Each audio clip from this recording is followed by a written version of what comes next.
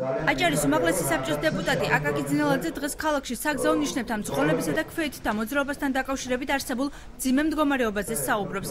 დეტალების უკეთ გასაცნობად დეპუტატი შინაგან საქმეთა სამინისტროს მიმართავს და პატრულის თანამშრომლებთან შეხვედრის ინიციატივით გამოდის. სრული ვაქხანალია ქალაქ ბათუმში, ვინ სად როგორ რატო დადის ისიც არ იციან. მე არ ვიცი პატრული რა მდგომარეობაშია და რატო ასე ვთქვათ ძალიან კაცრად არ უყურებს ამ საკითხს. ვიწვიოთ პატრულის თანამშრომლები, მეთაურები და ამაზე ერთობლივად ვიმსჯელოთ. სესიაზე იმსჯელეს მაუწყებლის შესახებ კანონში შეტანილ ცვლილებებზე. კანონის ერთ-ერთი ინიციატორის განცხადებით კანონპროექტში გაჩნდა ახალი ჩანაწერი რეგიონული საზოგადოებრივი მაუწყებელი და შენიშვნები შევიდა საარჩევნო კანონთან დაკავშირებით. საქართველოს პარლამენტმა გითხრა, რომ ორი ხარვეზია აქვს, ერთი ის, რომ საარჩევნო კოდექსშიც უნდა იყოს შეტანილი ცვლილებები, საზოგადოებრივი რეგიონული მაუწყებელი ციკას უნდა ფიქსირდეს და მეორე ის, რომ ჩვენ მარტო ცვლილებები გავუგზავნოთ და არსებულიც და ის ერთად გამოვიგზავნოთ, თუ საჩედის და რომელი მუხლები, ანუ წმინდა ტექნიკური საკითხები იყო.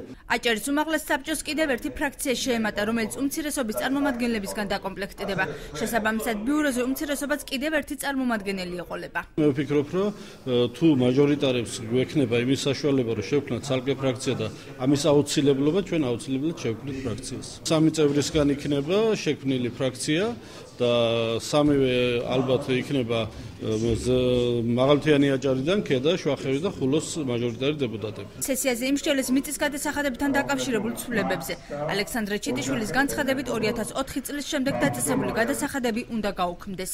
24 წლის 1 მარტს მიიღეს დადგენილება და მარტო დადგენილებაში ადამიანები მოსახლეობა ჩვენი 5 ჰექტრამდე მიწას გააჩნია ნაკვეთი თავისუფალი არიან გადასახადისაგან და ამის შემდეგ ვინც მიიღო ისინი იბეგრებიან და უბრალოდ ეს უთანასწორობა რომ აღმოგვეფრა შეგვაქვს კანონში, რომ ნებისმიერი მოქალაქე საქართველოში ფიალს ექნება საკუთრებაში 5 ჰექტრამდე მის ნაკვეთი თავისუფალი იქნება გადასახადისაგან. სესიის ბოლოს ჯანდაცვის სამინისტროს წარმომადგენლებმა დეპუტატებს სამინისტროს 2012 წლის ანგარიში გააცნეს.